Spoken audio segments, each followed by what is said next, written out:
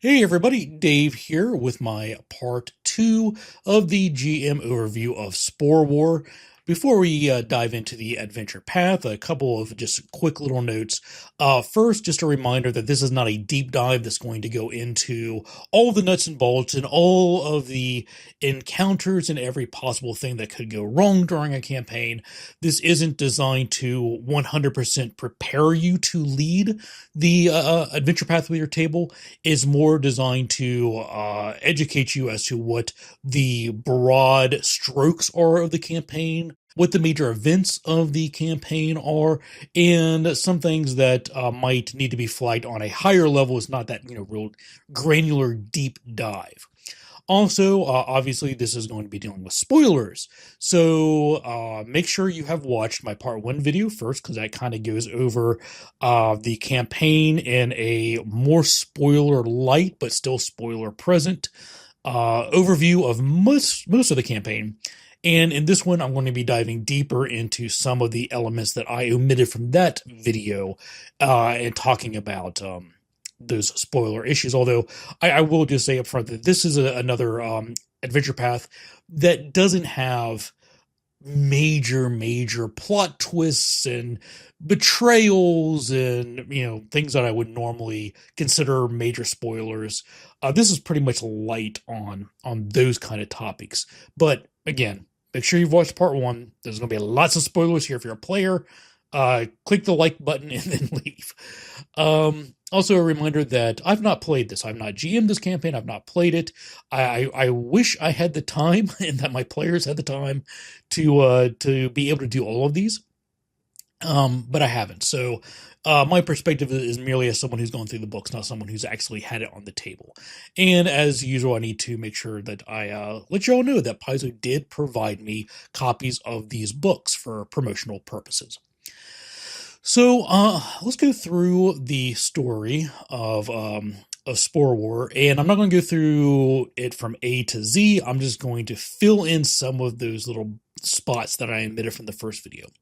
So the adventure is going to begin with the players present, or even this plays out as a flashback, so to speak.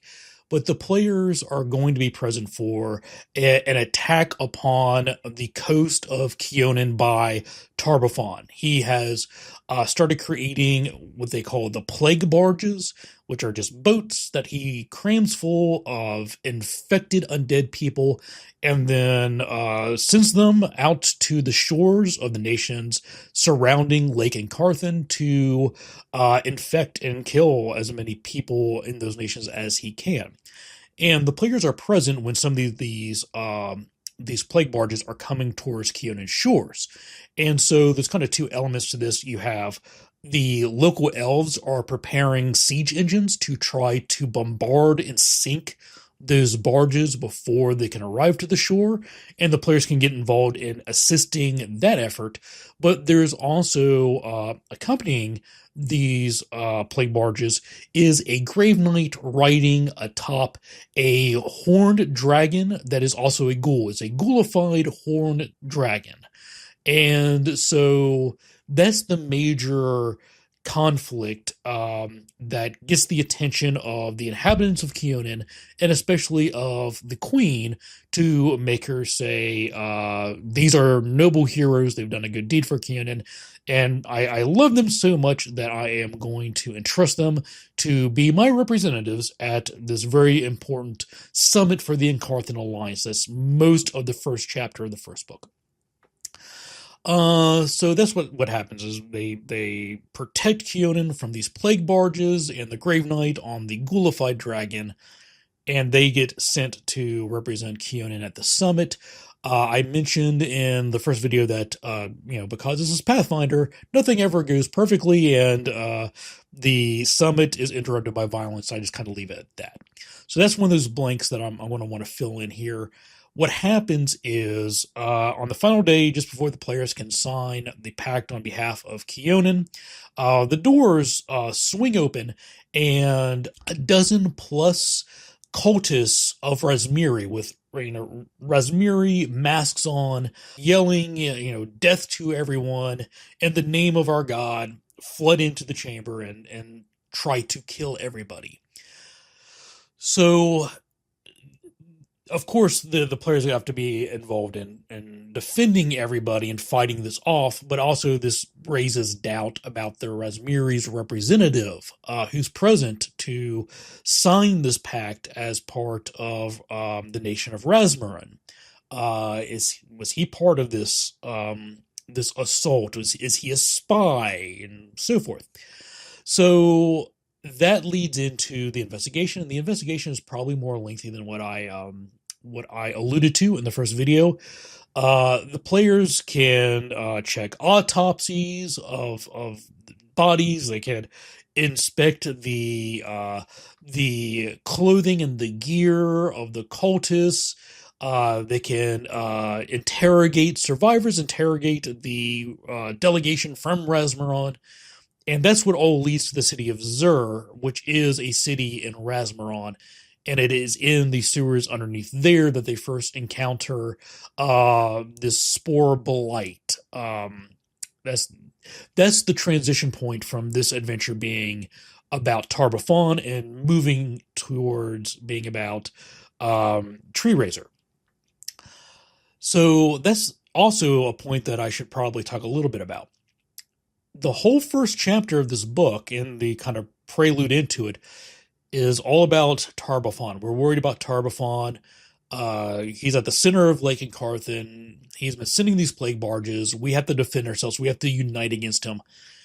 But, the adventure path it's not the, resist the whispering tyrant, adventure path. It's Spore War.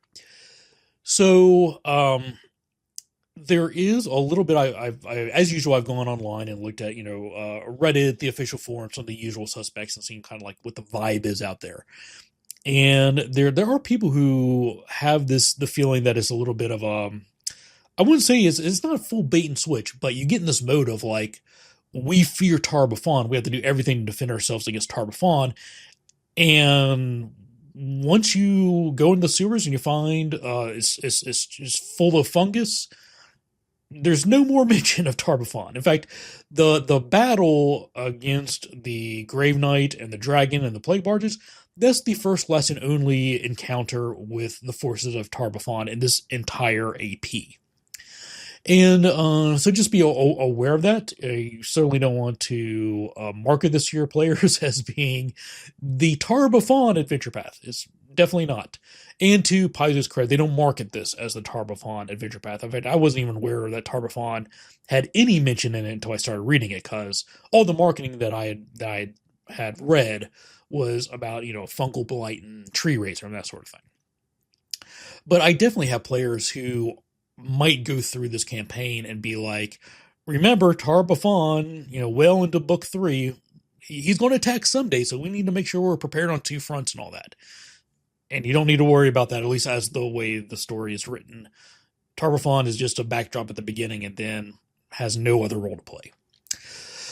So let's see, what does that bring us to next? Okay, so where does the Blight come from? I kind of, grazed over that. Obviously it is from Tree Razor. So Tree Razor occupied what is the nation of Kyonin now after the elves left it to survive Earthfall. So when the Starstone was falling and was going to have the Great Cataclysm, the elves, who are natives of the planet Castrovel, opened their elf gates, went back to Castrovel, or the majority of them did. And then after Earthfall happened, Tree Razor moved in, occupied the elven territories, and then the elves reopened their gates to return home, and they found their home nation of Kyonin on Golarion occupied by demons. Big War eventually pushed Tree Razor and his forces south into an area that's now called Tanglebriar. So for, I think they said, I want to say 300 years. I'm not exactly sure about the dates. But for a long time now, Tree Razor has been playing the long game, and he's been biding his time. And he has created a network of fungus that travels underneath the nation of Kyonin, and has embedded what are these spores, and let me make sure I get the right pronunciation, J. Harlu spores. these Jeharlu spores underneath the major cities of Kyonin.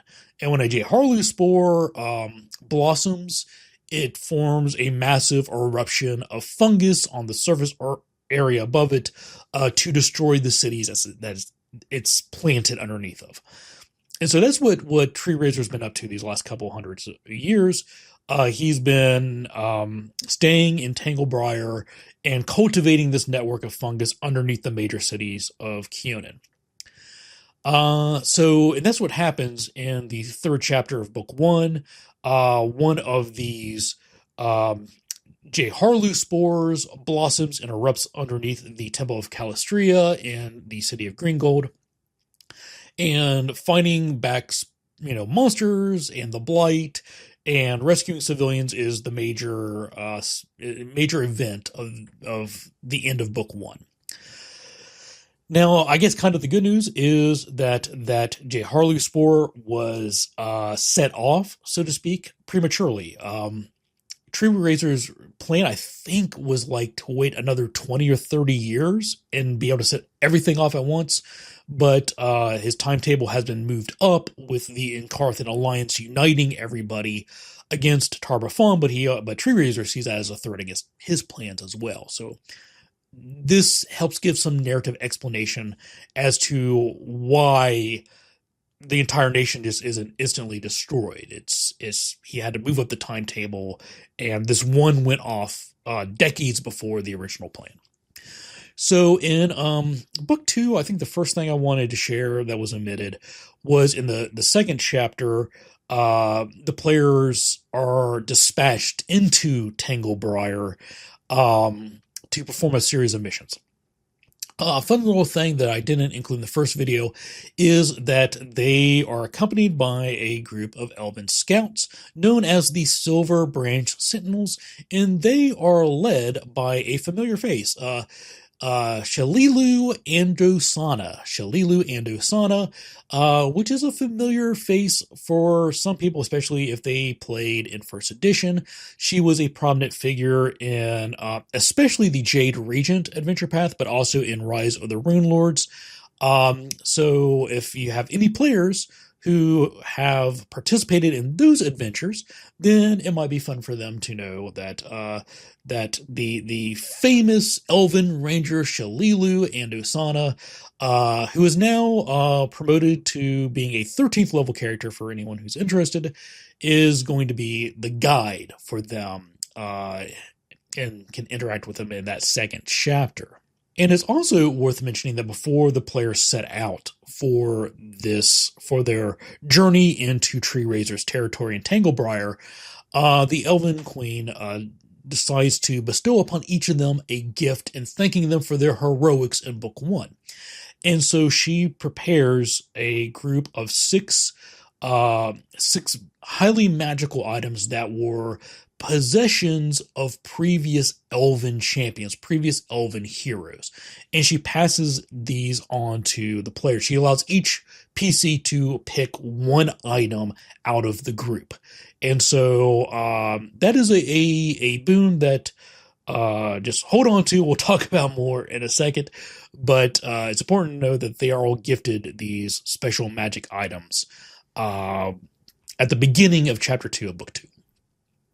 So in Book 2 is where they begin to get word of the Spore Queen.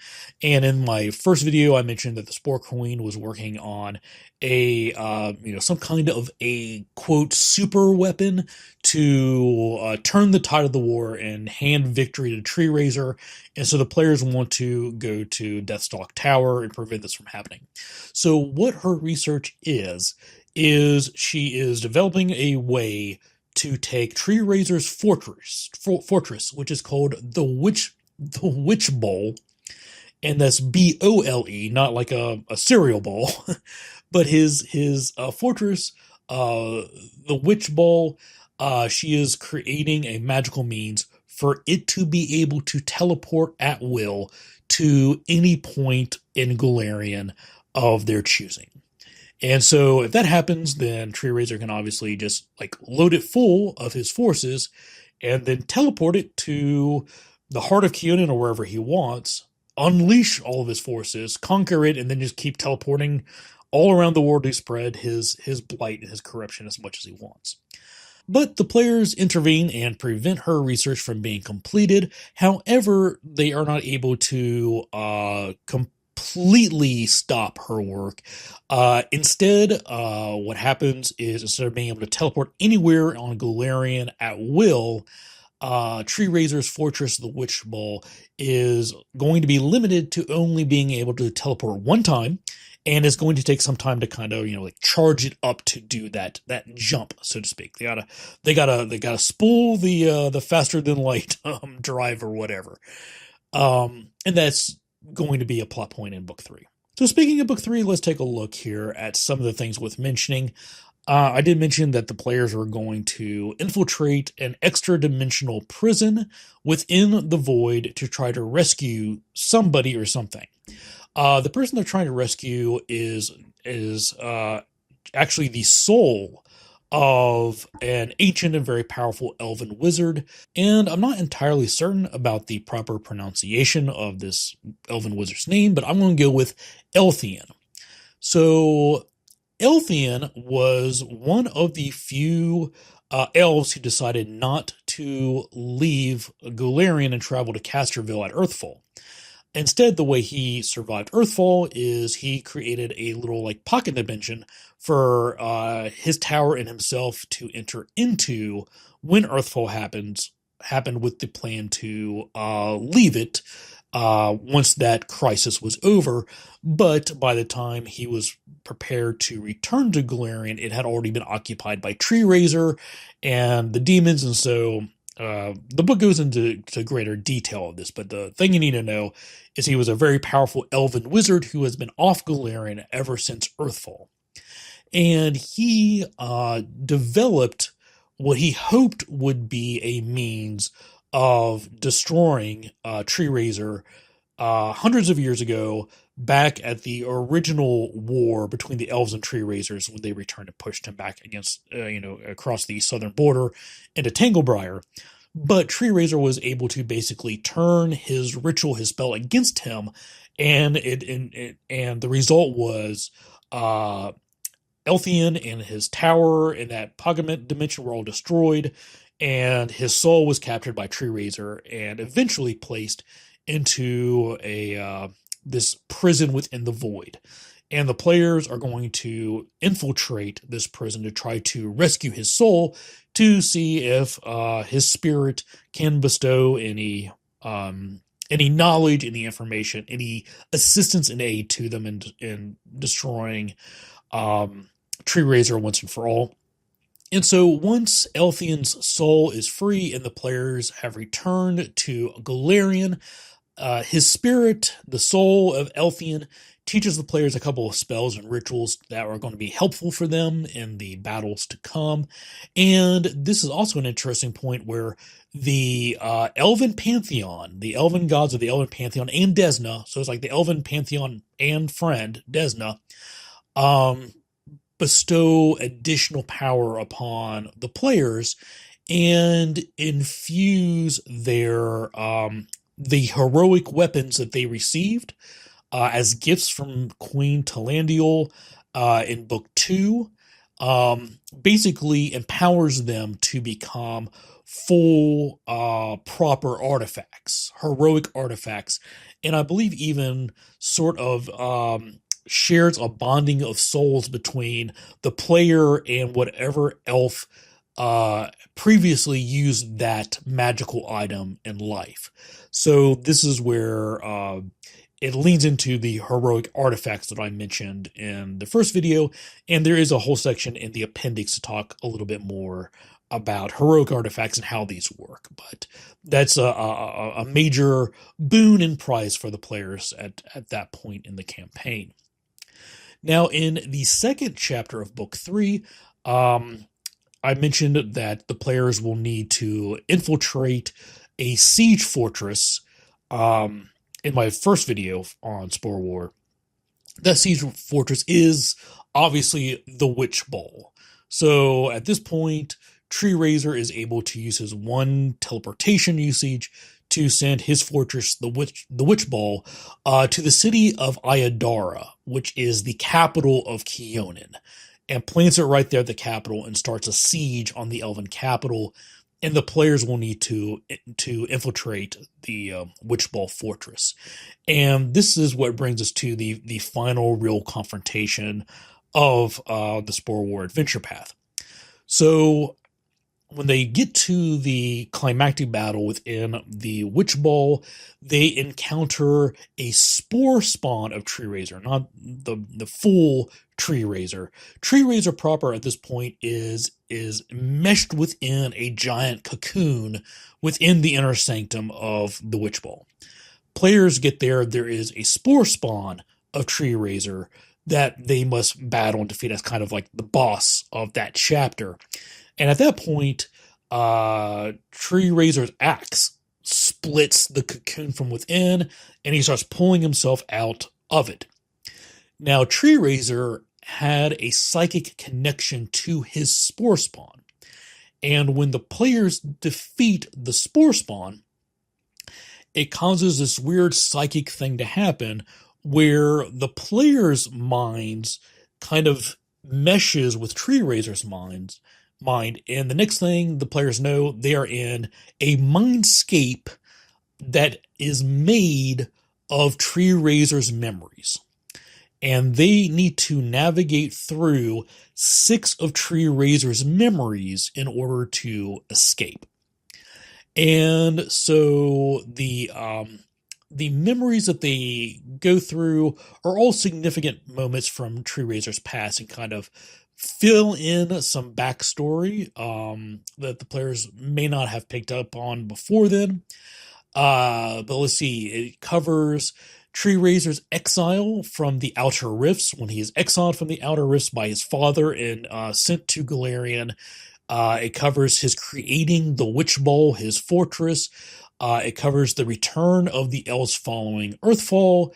It covers his defeat of Elthian, and it goes into him cultivating the J. Harlu spores, and it covers him and his forces' attack on the hunting lodge, the Elkhaven Lodge, which is a place the players are sent to explore in the first chapter of Book 2, which I mentioned in Video 1.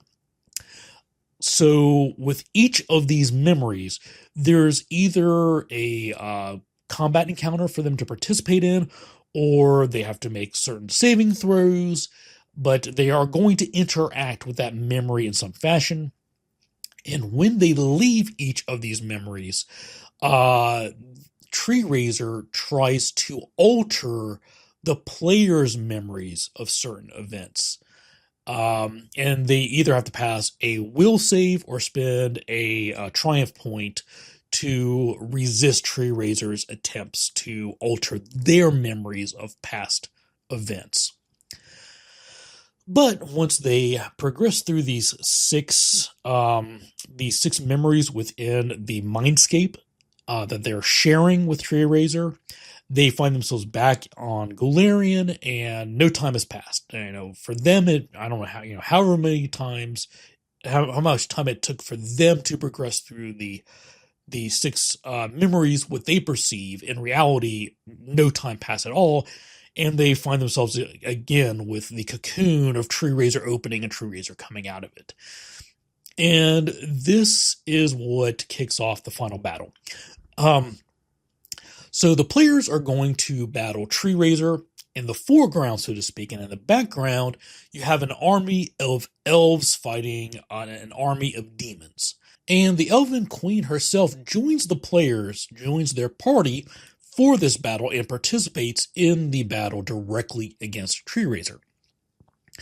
Now, Tree Razor is statted out as a level 25 monster. You can find his stats in the Monster Core book, and that would be really, really tough, even for a group of level 20 heroes. But throughout the adventure, the players have opportunities to do things to weaken Tree Razor on his return here. So the book provides a checklist, and you just go down the checklist, and If the players accomplish these things, then you alter Tree Razor's stats accordingly by what they dictate, and that gives you the final Tree Razor form for them to battle. Also, during this grand final climactic battle, the players can choose to deploy battlefield resources from any of the other members of the Encarthan Alliance in ways to aid them. So, for example, the Knights of Last Wall might participate by sending battle medics to cast healing spells on the players as they are fighting Tree Razor. So, the Encarthan Alliance, even though it was designed for Tar-Baphon, there are ramifications throughout the campaign of their involvement. So it is still worthwhile to make sure that the players get as many of them to Sun as they possibly can in that first chapter. And to make this all even more epic, Witchball itself, the fortress, is beginning to collapse throughout this battle. And so at the end of every round, you as the GM have to roll randomly to see how that affects the larger war going on against Tree Razor and the Demon Army fighting the Elven Army. So pretty epic ending to the campaign. But that is how it ends with this final last push and fight against Tree Razor, his army, and Witchball collapsing around you.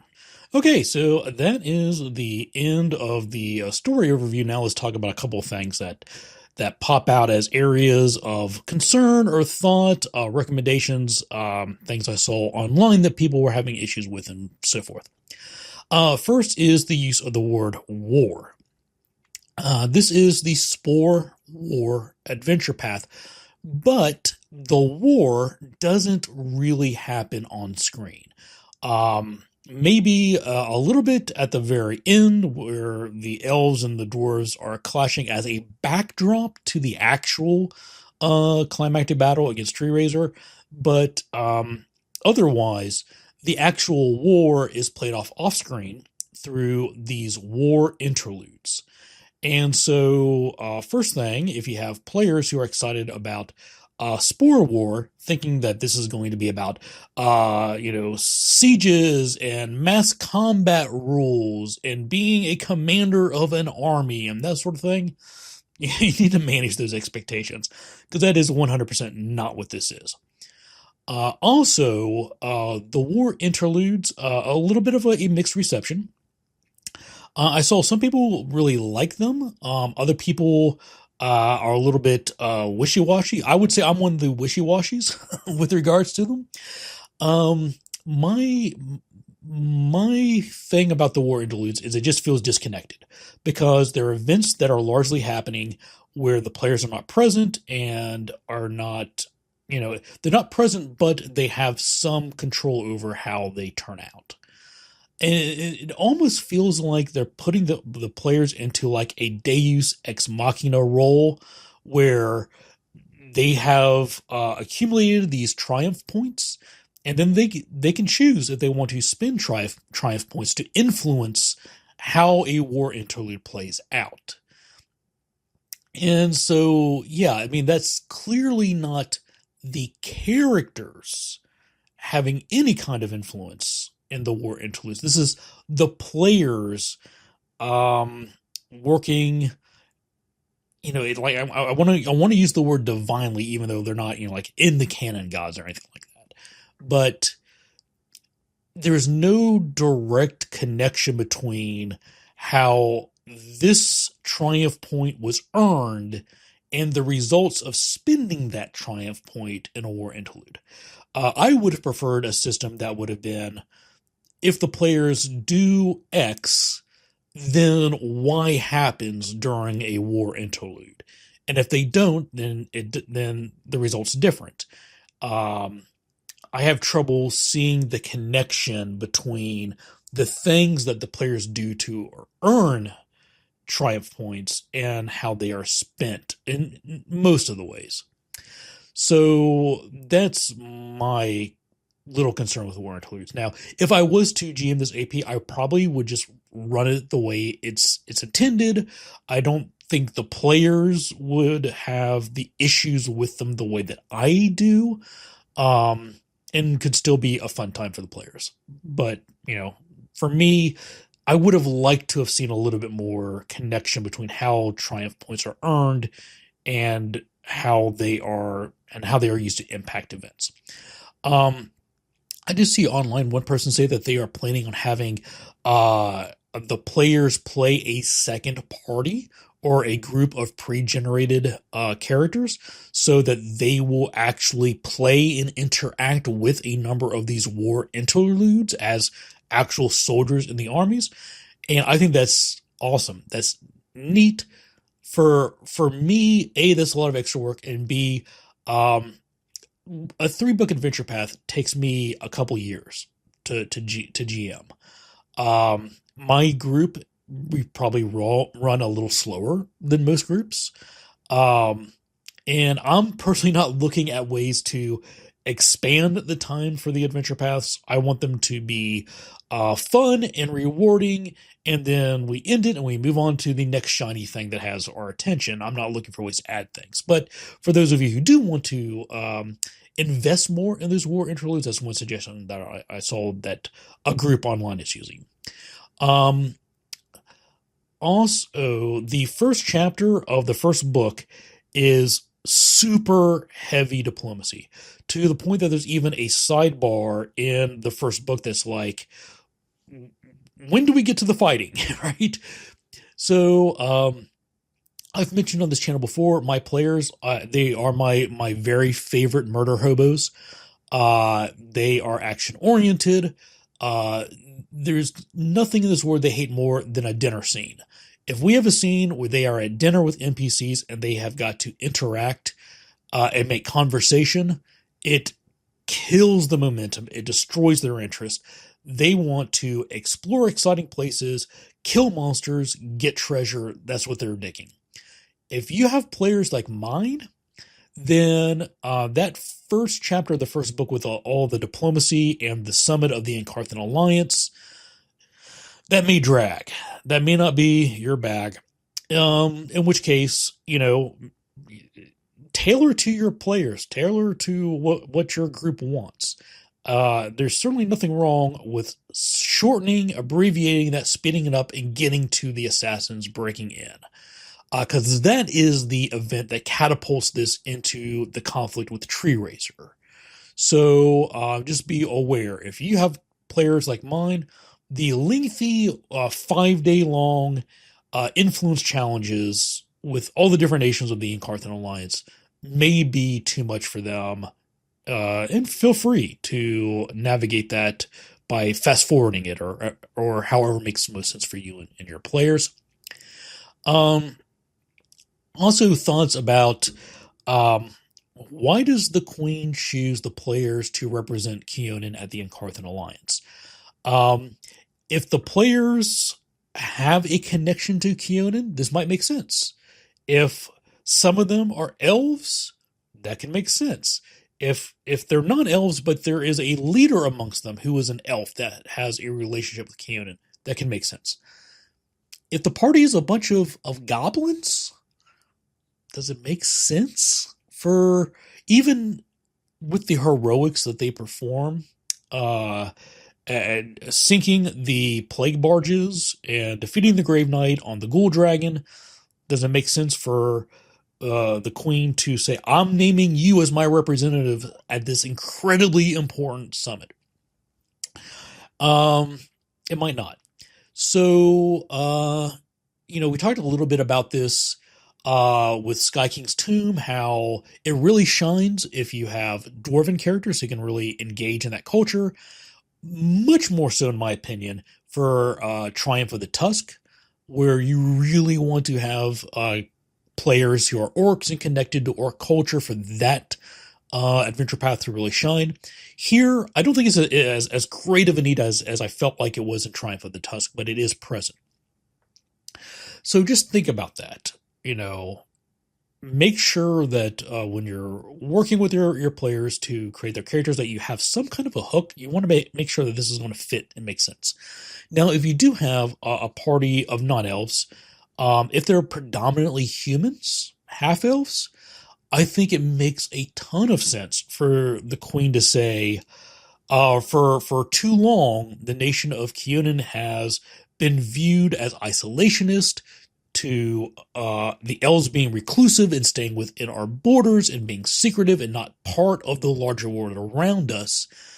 And I really want to show the other nations that surround Lake Encarthan that we are dedicated to opening diplomacy with people of other cultures and working with non-elves. So that would be a logical reason why she might send a group of humans or dwarves or halflings to represent Kyonin at this summit and really kind of play that up. But if the party is, a minotaur and a bunch of goblins and a hobgoblin and a troll or whatever, if you're choosing these ancestries that are typically thought of as antagonists to elves, it doesn't make a whole lot of sense for them to be the representatives of Kyonin. So just think about that when you're working with your players, your session zero, to put this together. Also, a quick piece of errata that was brought up on the official forums, just to be aware of. In book 1, it says that triumph points are assigned for each person for each delegate in at the Encarthan Summit who agrees to both the mutual defense agreement and the mutual aid agreement and the self-defense agreement. Those are two different articles.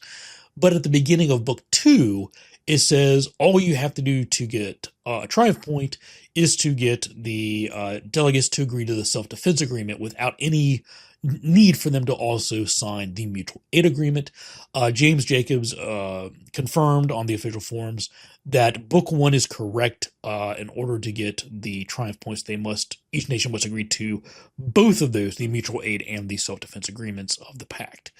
Also note that another piece of errata that James Jacobs addressed on the official forums is in book 3, there are hazards called fungal forges on page 42 that had an incomplete disable entry that should read DC 47 nature check or DC 50 religion check in order to disable those fungal forges. Just another thing to make note of if you're going to run this.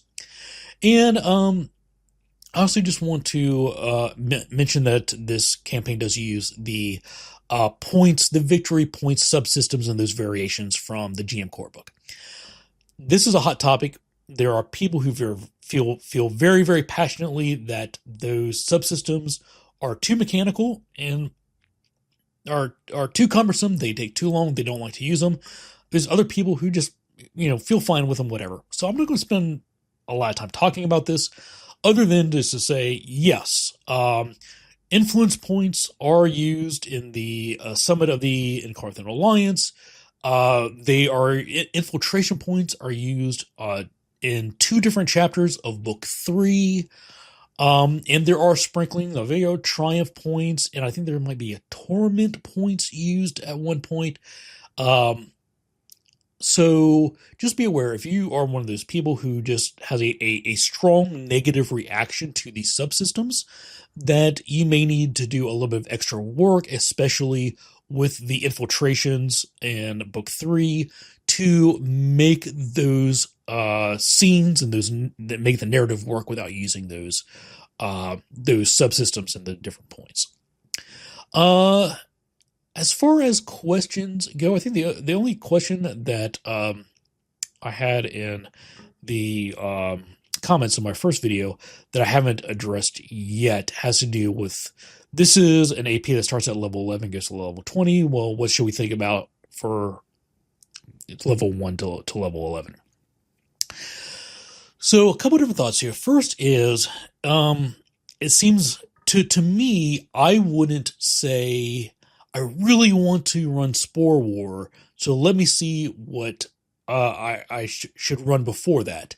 Because for me, 3 books is a couple of years. So for me to pin my major plan on Spore War and be flexible with what to run before it doesn't work in my brain. For me, I would choose what I'm really excited about running for levels 1 through 11, and then figure out, well, what level 11 to level 20 AP makes most sense for where my players are. Because whatever I plan in my brain today, and even what I work out in session 0 for the beginning of a level 1 to 11, level 11 campaign, by the time we finish that 3-book campaign, my players will have grown in unexpected ways, will have interacted in unexpected ways, and they're going to be different characters than they were at the beginning. May have had a TPK, may have had multiple TPKs. There's all kinds of different factors that influence this. So I wanted to get so excited about playing Spore War that I would say, let's find a level 1 to 11 adventure path to lead into it. But I know a lot of other people out there want to look at the big 1 through 20 picture, and I get that too. So we'll talk a little bit about this. There was a suggestion online that Wardens of Wildwood could be adapted. Now, Wardens of Wildwood is one of those funky APs that doesn't neatly go from level 1 to 11 or from 11 to 20. It actually is scripted to end at level 14. But what you could do is find some way to abbreviate Wardens of Wildwood so that it ends around a level 12.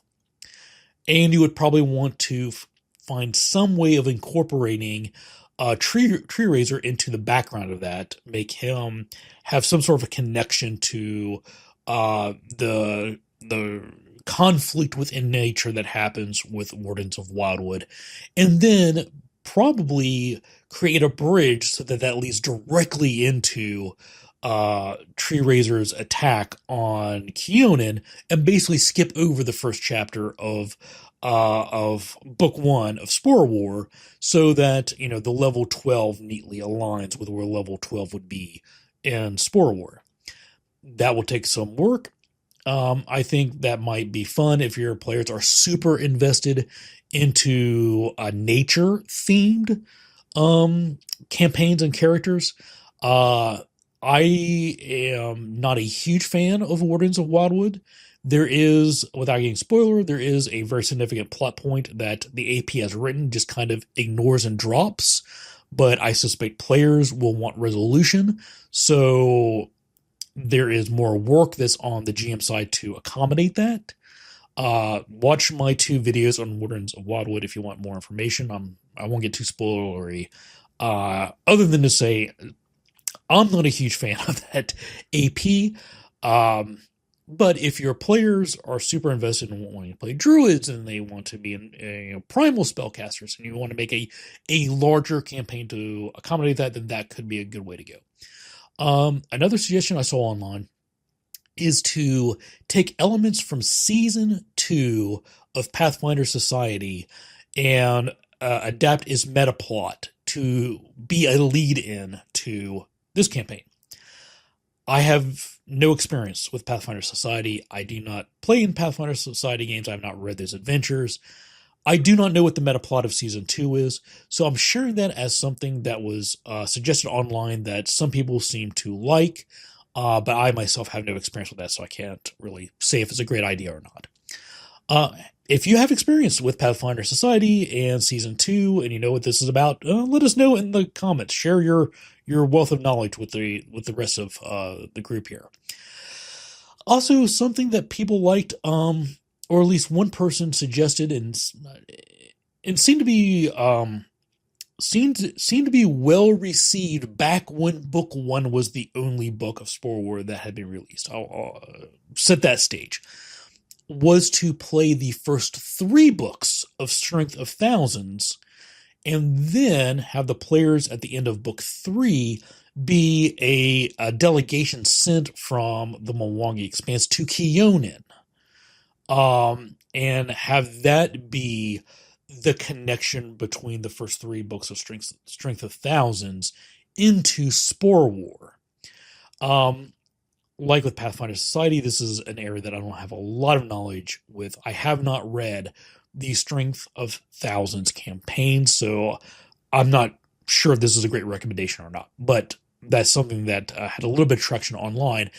However, it's worth noting that the diplomatic aspect of Spore War is just that chapter one of book one.